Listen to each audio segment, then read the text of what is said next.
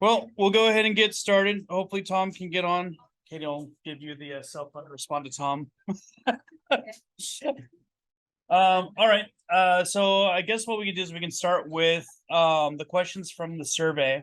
And then if anyone in attendance has questions, we'll take questions there. If this is all that's showing up, we may even be able to get through just the get through this in just the first session. So I'm gonna flip us around here so I can read the questions. Hey, we got the Oliver showed up. Welcome, welcome. We got Toby on the phone. All right, so the first question is, are we working with the city to get rid of the homeless at Kelly? And I actually have a response for that. Let me pull that up here. And pull that up. Okay. So currently the best thing that we can do in terms of the homeless at Kelly is continue to use and maintain the course and report any illegal activities to the police and the rangers. Bien Doan, the District 7 supervisor, recently spoke with us and let us know that he stopped a plan the city had proposed to allow homeless overnight parking at Kelly Park. It's a big benefit to us considering the current issues we face when overnight parking is not allowed. That being said, our direct influence on the homeless problem is quite limited to an observe and report capacity. And the biggest part of that is make sure you guys are staying safe. If you see something dangerous or illegal happening on the course, first and foremost, get yourself to safety. Second, call 911. Get the cops involved. Call the San Jose Police Department, and then call the Ranger line and let them know what's going on. And then let us know on social media or direct messaging. That should not be the first course of action, which seems to be the status quo right now as people are posting on the Facebook group before contacting the police or the Rangers. It's best to contact them. If nothing else, it adds a paper trail of, hey, this issue was reported on this date. It puts an entry in a file somewhere that we can refer to later on.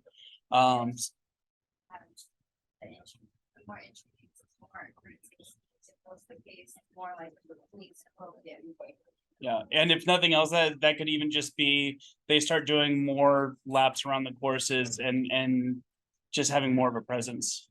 So 911 is life and danger. It's not someone beating up a basket. Correct. Yeah, there is a non-emergency line for Right. There should be something that we actually have posted on the course. And maybe make a post that you send out to the club with the numbers, but also we should have here's the ranger number, here's the non-emergency number. And a simple how-to that's laminated or placard that's up there. Yeah, we could post them in different places around the course, so they're readily. Yeah, when I found the basket last week, I'm sitting there trying to search up the numbers and find it, and then you call and the rangers. You only get their automated system, yeah. Voicemail doesn't accept messages, and so yeah. Yeah.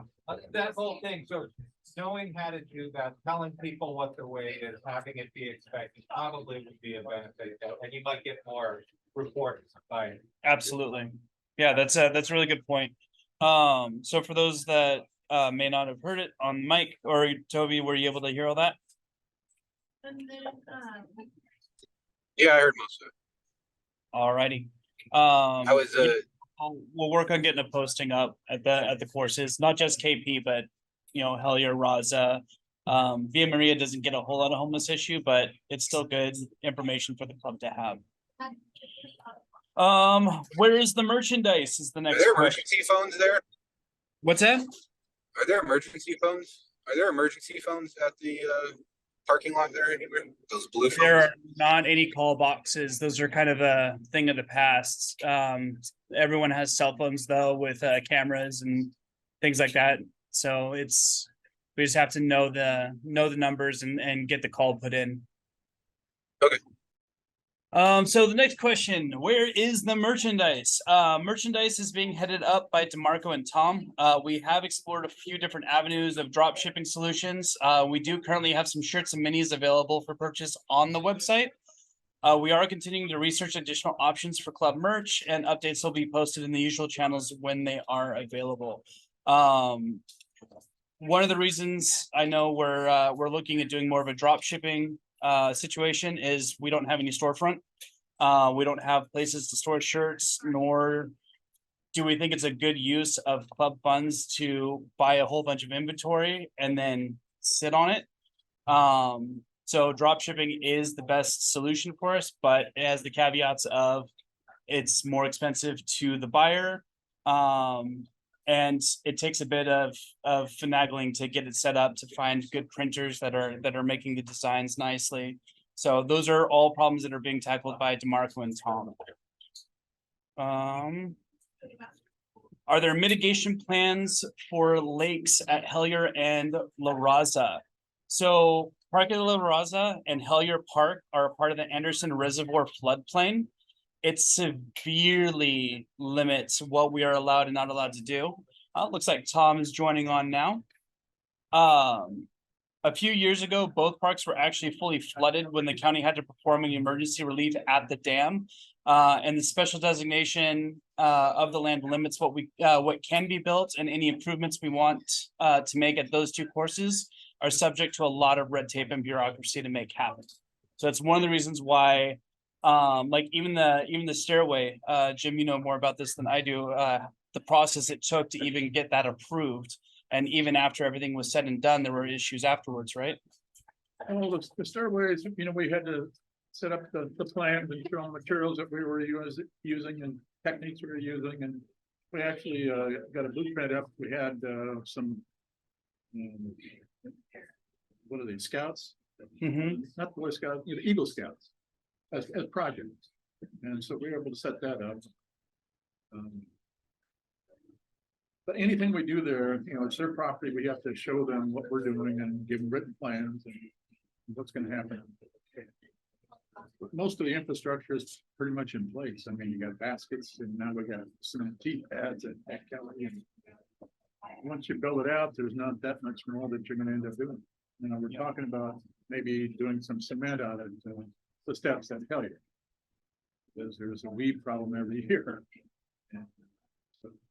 But little, there's no real major projects on the horizon, and just maybe a little bit of work here and there on some of the courses.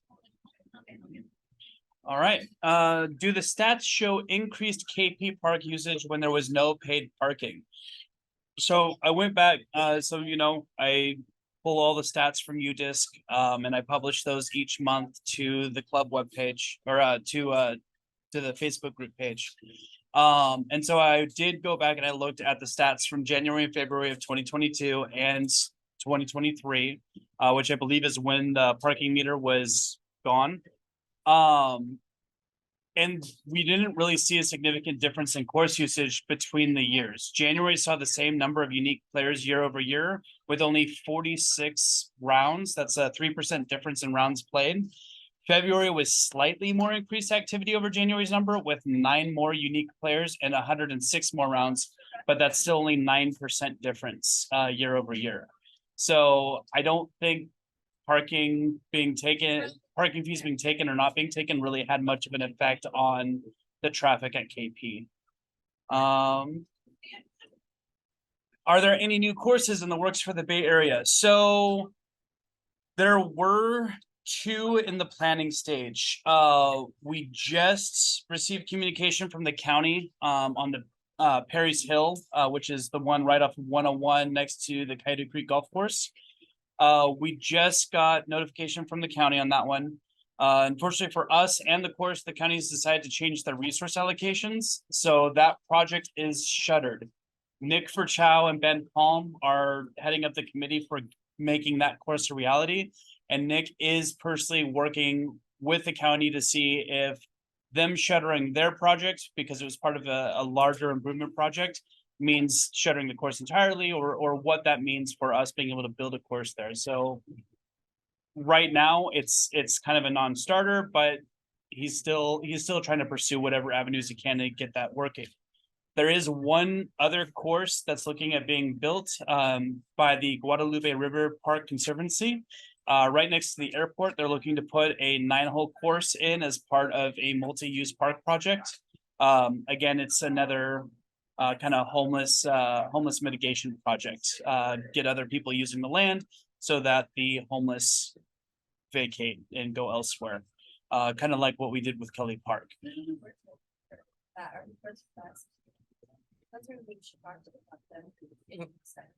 Well, there's a group that's heading up the conservancy. Yeah, it's the Guadalupe River Park Conservancy. They actually sponsored one of our concrete tee pads at Kelly Park.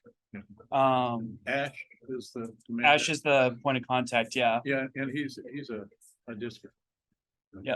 But that project again is in its infancy. They've had 2 rounds of open meetings with the city.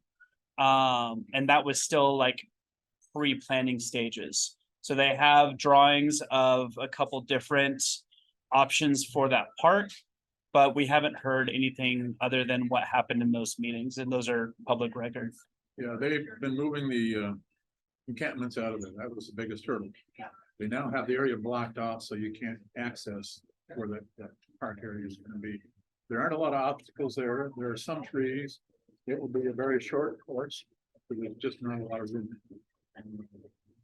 It would probably be more of a beginner course and a need to plant trees and bushes. When we started at Hellier, we didn't have any of those big tall bushes out. We planted probably 100 of those toy-on bushes. And these young kids were basing every trail and stuff to eat it and equalize it. We did that back then. And so I envisioned that for the Guadalupe gardens as well. Okay. So let's see here. Next one was, after talking to City Council member Bien Doan, the city should be involved more in volunteer days to raise awareness to the of the contributions the club makes to maintain our courses. He did say he wanted to see how he could help more. We couldn't agree more. Bien Doan did speak with Jim and myself at the maintenance day at KP on March 18th. He seemed very interested in what we were doing, who we were, and how the park was used. We actually sent an email to him just with course usage statistics and some of the information about the club website, things like that. Haven't heard back yet. And we're looking forward to garnering more support from the city in the future. History dictates that we should temper our expectations of what that support may look like. But this particular district supervisor seems interested in having a good working relationship. So hopefully he will get back to it, and hopefully he may even get involved with our recent escalation with the things going on at KP. Let's see here. As Hellier disc golf course seems to be falling into disrepair, are there any plans to upgrade any of the baskets or do some clearing of poison? Okay, Hellier. So the conclusion of this year should see the completion of the Kelly Park tee pad and sign upgrades. Kind of the big plan for 2024 is to make Hellier hell yeah. And so with that, we'll be looking to make the course improvements, signage, baskets, other elements to elevate Hellier into an excellent course with the history it holds for the club. I know that we are currently working on the tee pad sign refresh for Kelly Park, and part of that order is the signs for Hellier as well. And so the new tee pad signs will actually be integrated with the bag trees, so it'll be just one post at each tee pad instead of 2. And they're going to be a lot nicer tee pad signs with more information, a little higher quality. So I think everyone's going to be really happy with those. So that's kind of the first step, is getting those tee pad signs done. Hell yeah. And the closet. Thought you like that, Toby. All right, what are we doing to cater to new bad players? I love this question. What are we doing to cater to new or bad players? I would love to do something competitive, but I'm not good enough for the events I see.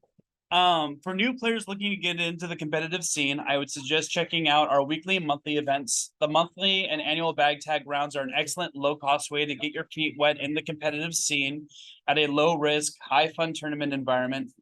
Weekly triples and AB doubles are another great way to get involved and are geared towards serving our expert and newer players by randomly pairing them together to compete in best disc competition. Finally, our weekly putting league is probably the absolute most beginner-friendly disc golf competition environment we offer. We've even had our youngest juniors up into the final rounds. So it's definitely a very beginner-friendly environment, very low cost, low barrier for entry. And you get randomly paired up with someone else in the club. And that takes place at Tuesdays at Hoppas through the month of May. The major tournaments that we hold, the Classic and the Mesmerize, all have the standard divisions down to MA3. Sorry, I take that back. I believe Mesmerize only goes to MA2, but I know the Classic goes MA3, which is the recreational division. Those tournaments are higher stake as their entry fees are higher, but they offer player packs and script payouts to those that perform well in their division. Again, those larger tournaments, you're paired up. They're geared to be pairing yourself up against others that are kind of like skilled, using the division set forth by the PDGA. If this question is more about what we're doing for the casual players on the courses, we've installed 21 additional tee pads at KP to give a whole lot of variety on our largest course to date. Via Maria is a course that exists for the newer player. Throw straight, you'll do great. And Hellier is a great course for practicing upshots, as most of the holes are sub 300 feet. So there's a lot of options for the new / bad players out there. Bad. I mean, no, I'm not Paul Macbeth. I'll be the first to admit it. I may have gone 22 over on the first round of the Masters. I don't know. All right. Why do we need short baskets and tees for Kelly? I love that this question followed the other question. Oh. This is literally our email constantly. Just how about A? Yeah, but what about B? Okay, why do we need short baskets and tees for Kelly? One would work just fine. We don't need both. We should be working on making our courses harder, not easier. So the additional baskets were the result of a designated donation to the club from a member that wanted to have the shorter positions at KP available to play. Since it's a designated donation and we are a 501c3 nonprofit organization, it had to be used for that purpose, or we had to decline the donation. The additional tee pads, not all of which are shorter, gives KP a lot more variety and flexibility in how the course can be played. They also allow us to have specific layouts for women and junior divisions at major tournaments. So that's something I expect to see exercise more in the future. It's still really fresh right now. But yeah, it's for me, the short pads at KP, they don't necessarily make the holes easier. Some of them are more different lines. I would say it also allows you to have a harder layout all the time. Yes. So I think it was great. Yeah. I love it. I think it's really nice for the variety, honestly. So I want to preface this next one with saying that I am presenting all of the questions raw as written. I'm not going to try to sugarcoat them or anything like that. What members wrote, that's what I'm reading out. So no questions. Get rid of the sponsor chasers and new board members looking to pull as much money out of existing club members, players per year as possible. SVDGC is a nonprofit, and the recent course updates are entirely donation based, both financially and labor. Stop closing booking courses just for the sake of squeezing more money out of your members. So SVDGC is a nonprofit organization, yes. That does not mean it is a money-free organization. I don't think anyone that is currently on the board could be qualified as a sponsor chaser, nor do I think the current board is closing booking courses for the sake of squeezing more money out of members. Renting mowers, purchasing, replacing, repairing tools, course upgrades, lunch and drinks for volunteers, attending work days, insurance, permits, and a whole host of other expenses cost money. The vast majority of the money that we collect from events goes right into the payouts and prizes given to the participants. A small fraction, typically $1 from each entry, goes to the club's expenses. Most of those events do not even result in a course closure. The monthlies and weeklies, the host course is still open to the public, albeit the course is busy during those times, and one of the other 3 courses One of the other three courses would be better available for the pace of play. Where'd I go? The events that do close the course are the 3 annual tournaments, the Bag Tag Challenge, the Mesmerize, and the Silicon Valley Classic. An outreach event to help grow the sport, such as the Afro Group or the Fairwood Disc Golf Club, an elementary school club ran by a local BE teacher. Or if there's a safety liability issue with a course, such as when KP was closed for the T-pads to cure, or the courses were closed by the city county for weather. If you're truly unhappy with the current board, we are all up for vote each year at the annual meeting. Get me out of here. All right. We do have 9 minutes left on the current stream. So after that 9 minutes, we'll take about a 15-minute break. Oh, yes. The last question. Yes. Can you share what the annual budget is? Tom, do you have that handy, the annual budget? Or like what the average annual cost is for upkeep, maintenance and such? Depends on how much we mow that year. I don't have it summarized that way. I mean, I track all that, but I would say at least around 5,000. Somewhere now, we spent 2,000 just on insurance. Okay. Yeah. And then. So I know at each of the board meetings, we do have a treasury report that basically shows, okay, this is how much we've brought in, this is how much we've spent and where it was spent. But I don't know that we set up like, okay, this is, other than we know we're paying insurance, we know we have X amount of dollars we have to set aside for the major tournaments. It's a little, it depends how much we mow, it depends on weather, it depends on damage that we have to take care of that year. I was wondering if Yeah. people were worried a little bit about fees that they're being collected and being a nonprofit, if they pay, if they heard like, well, it costs them $20,000 a year to run all this stuff, and they might say, oh, well, I can afford it. Do that. I do know that all the money that we do collect does go right back into the courses, whether it's for the events that we're running or, food for an event like this or food and drinks for the volunteers at work days. Today, we rented a mower and trailer from a rental outfit. I think it was $485 to be get.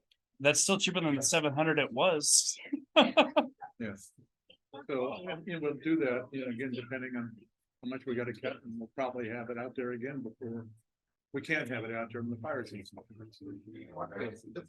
I'm not, I Yeah, just, it's just a question. I mean, it's not a money that they pay per year to be in this club and to play golf and tell you work. It's less than the team to have to pay, like one time with ball golf. Oh, I know. I always like to say, no green fees and no tea time. The price is right. How many members are there?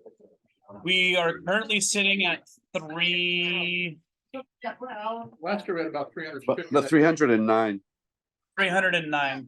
That might be 310 if you're missing Frank Messenger because he has the 384 tag. And is that up over the last? Yeah, maybe 310.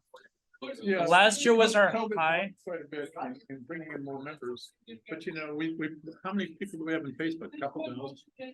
Almost 3,000. Yeah. Yeah. So that's. Yeah. This much, we got thousands of players. But so far as I understand, we do have the largest active member base across the other clubs in the area. I think we even beat out Golden Gate. I know last year was our high. We had right around 350 paid by the end of the year, but we're still early in the year. A lot of those memberships were sold throughout the year. We even sold a last year membership in October of last year. And Isn't Golden Gate $50 or something like that? Yeah, Golden Gate, I believe, is $50. All right, so next question. We got 5 minutes left here on this stream.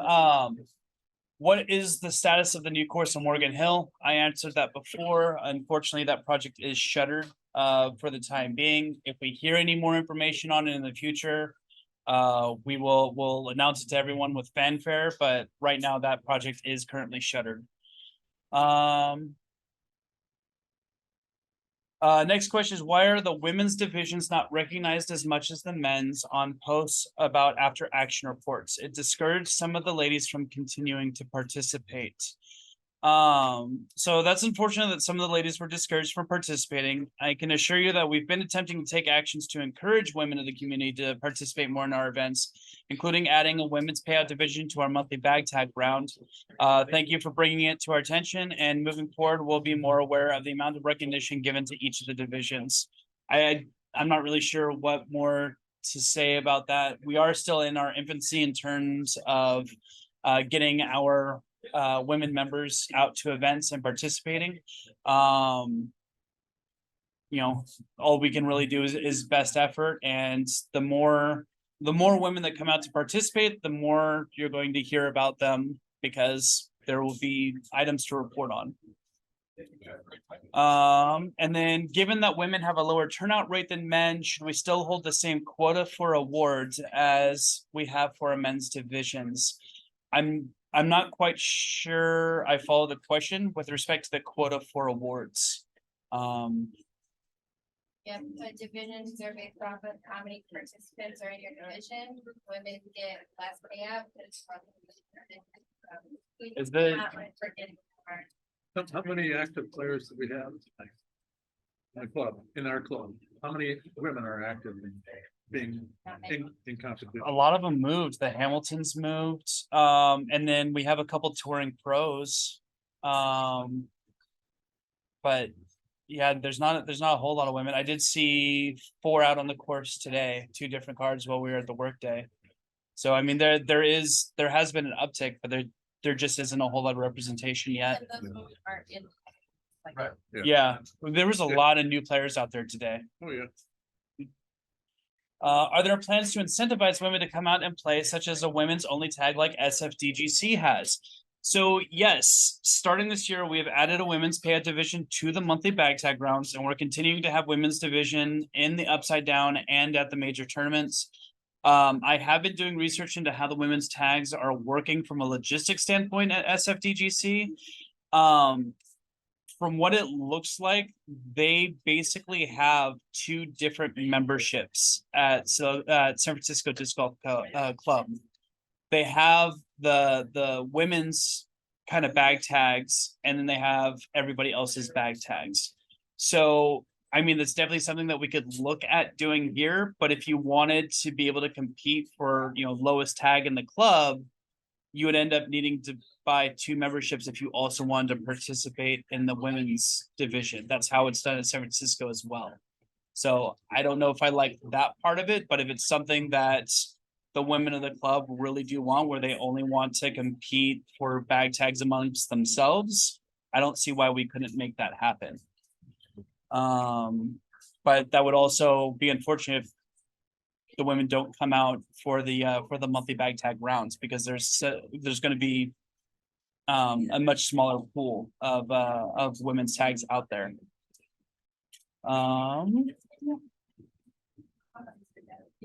And then somebody said none, but keep up the good work. And I said, thanks. We will do our best to keep supporting the club, courses, and the sport.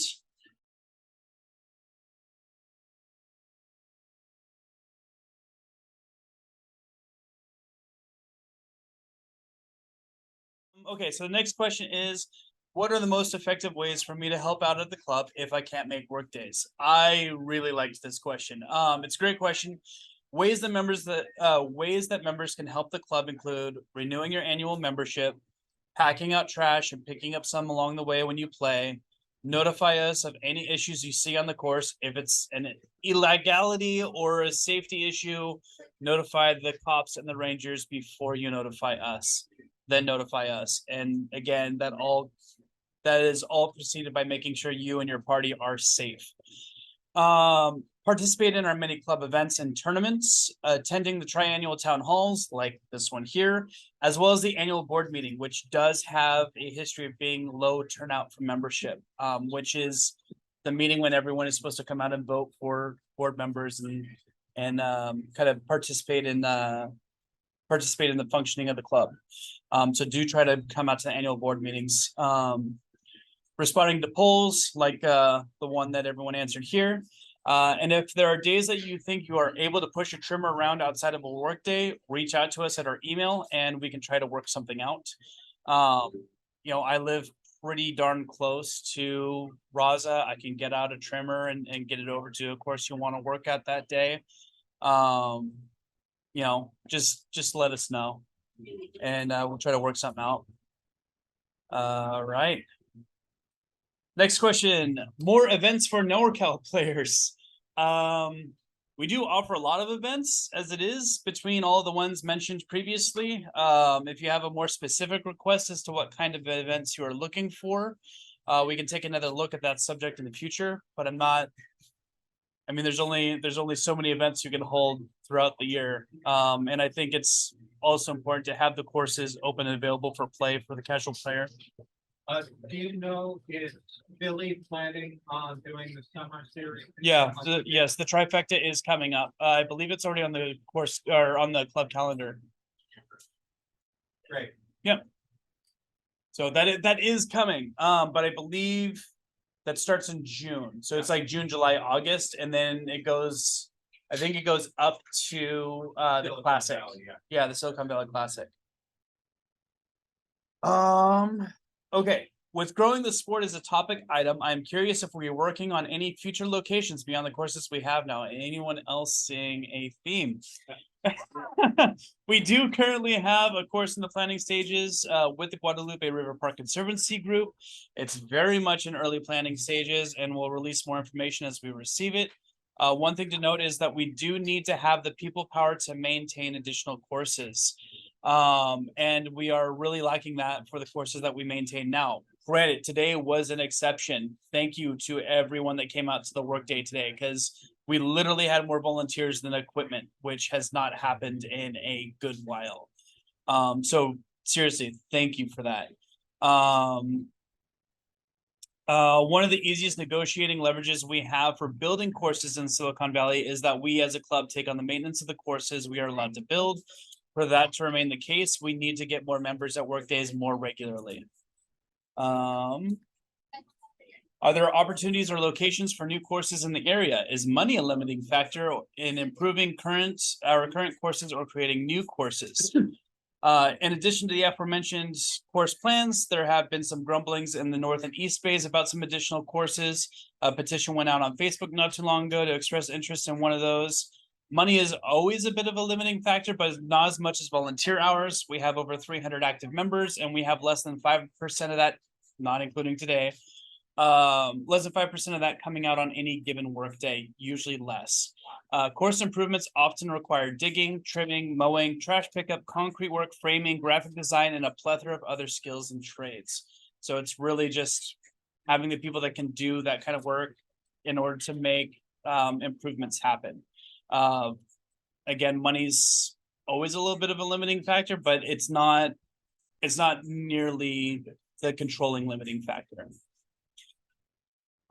Thanks for all you do. We would not have free disc golf without you. You're welcome. Thank you for being a member and participating in the survey. Not applicable. None. Please continue to try and make disc golf accessible for youth outside of social media. Easily accessible events and signups that do not require social media or disc golf awareness. Outreach to schools is an excellent start. My work email is some email. If there is interest in trying to connect more schools, teachers, etc.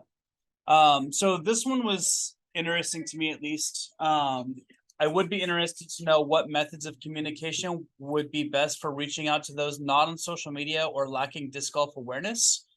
We're always interested in growing the sport, and we know youth outreach is an important part of that. And I'll reach out to that email and see if they have any more details. What future courses are in the works? As stated above. Great job, thanks, and thank you for responding to the survey. And are there any plans or possibilities for new courses in the Silicon Valley? See above. So that's all the questions that we got from the survey. Did you guys that are attending in person have questions, Joe? Just one question. So we talked a lot about maintenance, and we, as a club, agreed to do the maintenance for allowing being allowed to use the park. But that doesn't mean the city can't provide equipment for us to use and maintain them. Has there been discussion? Because that would be really, really handy to have. They have never said they were gonna do that. No. You know, But it now, would be. now the city of San Jose, no, city of San Jose had a meeting with, a park director earlier this year, and they indicated they're gonna have more bodies coming on board. You know, they're bringing on more staff at the park and rec. And they hopefully are gonna assume more of the responsibility for the maintenance of Kelly Pond. And if that turns out to be a reality, that would be wonderful, because that's our biggest property to deal with. Especially the city mowers, you know, the big arms. that Well, you go got, down and you got gang mower. 18 Yeah. feet and. Yeah, you got a gang mower out Right. there, but And that would make. Yeah. At least this time of year where. at least to the third. Yeah, so. Yeah. That would be great. So The that would city- be good if they actually, Yeah. if that turns into a reality. And I told them so. We would be delighted if you guys. We'll be there to help. I mean, stand around and watch, and that's great. Yeah, and I think one concern that may come up with them is we then have liability issues that we have to resolve with them. Because I'm sure they have some sort of bureaucratic, you have to be trained on this, this, and this, or have this certification or to use the equipment. I'd be happy to. Yeah. Train and certified and sign. Yeah, they have a program where they're gonna allow us to use certain equipment, and they would test you on it and stuff like that. That'd be great. Yeah, but actually getting them to do it will be interesting to see. First step is. Making them aware that we want it. You know, they know. Okay, good. You know, and then for them to come out and say that they would take on more responsibility, I bet that would be a godsend. I mean, Kelly Park could be more than just. That's playing this. So how do other clubs in the area do it? I mean, how does Golden Gate, Oyster Bay? So I know Santa Cruz and Watsonville rely on volunteers to come out. They struggle as much, if not more than we do, getting people to come out. For instance, the Masters Cup, usually the city will come out and mow that course, and they couldn't because of the weather and rains. And so they had a mad dash the week leading up to Masters, getting people to come out during work days, like Monday through Friday work days, not set aside work days, using a drag behind mower to get all those fairways done. Oyster Bay, their hands are tied. They actually aren't even allowed to mow. They have to rely on, I'm not sure if it's City of San Leandro or Bay Regional District probably. East Bay Regional District. So they have to rely on the East Bay Regional District to come out with their own set of volunteers to mow. And the disc golf course has historically and continues to be the least priority for them mowing out there.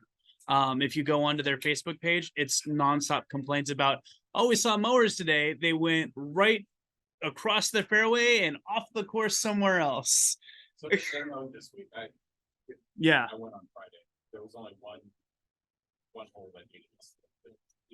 Yeah. So it's So everybody has the same problem. yeah, and I'm not sure how San Francisco handles it, although because it's in Golden Gate Park, I have a suspicion that the city is taking care of it. I talked to a guy. He said that the city takes care of, and I saw him terminate the city, but what they do is the roads that go through it, the path that go through it, they go like 2 yards off the do, and then the members is responsible. Okay. Except for pole 10, where that's the thing, I think we had to go put good time for those. But they're responsible for this 80% of the course. Okay. I came out of the Midwest and I would design a course, and the next day, Park and Rec would install it. And then from that day on, they maintained it. And so there's none of that back there in the Midwest. And it's a completely different concept out there in California to have private groups to form to make things happen. I mean, they mowed Kelly Park. That was So why? yeah. All right, so my other question is, can we do anything about the pig? No, That's allows it. absolutely not. Stay away from it. Don't mess with it. It will queue up. So in in San Jose City, it's a no shoot, no hunt zone. Even when they were having issues in the county at Coyote Creek Golf Course, they were denied a depredation permit. If they had gotten a depredation permit, the method that they would have had to take the animals is trap them first and then take care of them using a bow. You couldn't even use firearms. So it's a non-starter with the county. They will not let us do anything about the pigs, and they're not going to do anything about the pigs. You can defend yourself. Yeah. Hopefully you have a legal means to do so. I saw it, he was defending himself. And then the creek swallowed the method of defense. I don't know what happens. So yeah, stay away from the pigs. Don't mess with them. Keep your dogs on a leash. Because especially that sow right now with the piglets, she gets very defensive. Yeah, she's tearing up the course. And she's tearing up the course. Yep. And that's gonna happen every year. It's all the acorns are dropping out of the oaks right now. That's what they're going for. That and any little mushrooms that are growing down there. Now, there have been some coyote spottings at Villa Maria. And snakes. Well, snakes have been there for a while. Yeah, the rattlesnakes are real, and if you're lucky, you'll see a king snake eating one of the baby rattlesnakes again this year, like we did last year. That was cool. All right. Any other questions?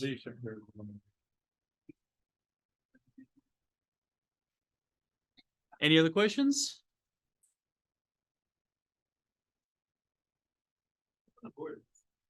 Oh, sure. So there are 13 of us currently. There's 12. no, there's 13 now. There was 12. Yeah. There was 12. So there's 13 now. So Jim is the president, Tom is the treasurer, Tom Wong. And then there is Freddie, Derek, Aaron Sheed. Sorry, that's Derek Monet, Freddie Rodriguez, Toby Belser, right here. All the way from way up north. County. Yeah.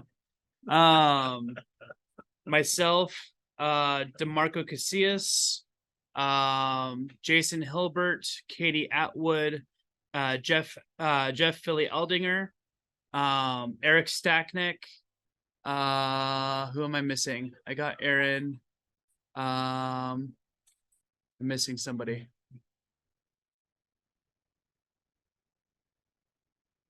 I know. Oh,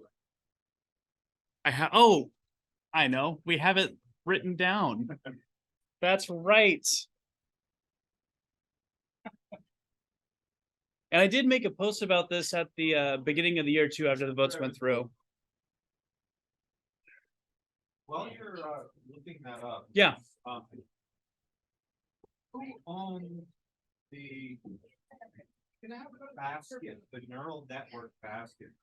Logo that's used for Silicon Valley Cloud. Nick Pantages Method and JC Quimbao. JC. Yeah. That's it. Yeah, that lives at him. JC is the one I was JP. missing. Yeah.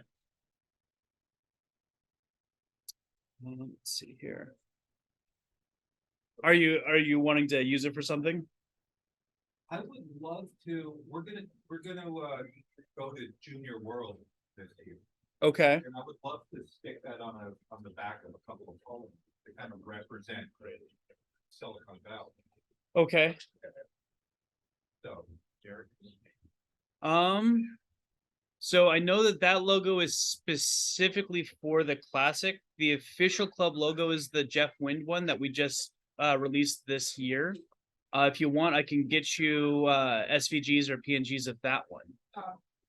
If you're wanting to represent the club. I really like the other one myself, but.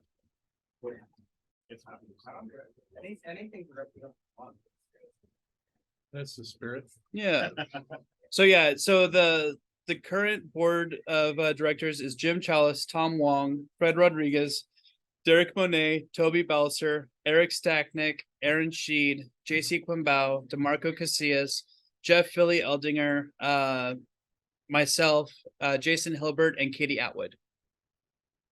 with Jim and Tom being titled as president and treasurer. He's a secretary. And Jason's the mayor. Wait, is Tom officially the secretary? Because Yeah, he's a secretary treasurer. all right, good to know. Sorry, Tom. All right. Any other questions? Well, thank you guys for coming out to our first triannual Need more pizza. town hall. There's more pizza. Help yourselves. And thank you guys that came out to the work day today. We did a lot out there. We appreciate A lot more needs to be done, but we put one hell of a dent in it today. It was thick. It was. We'll probably still try and is, do yeah. something at Hellier and La Raza. I did take care of the whole Fives landing zone for you. Yeah, we're gonna be playing a tournament. Okay. That's always good.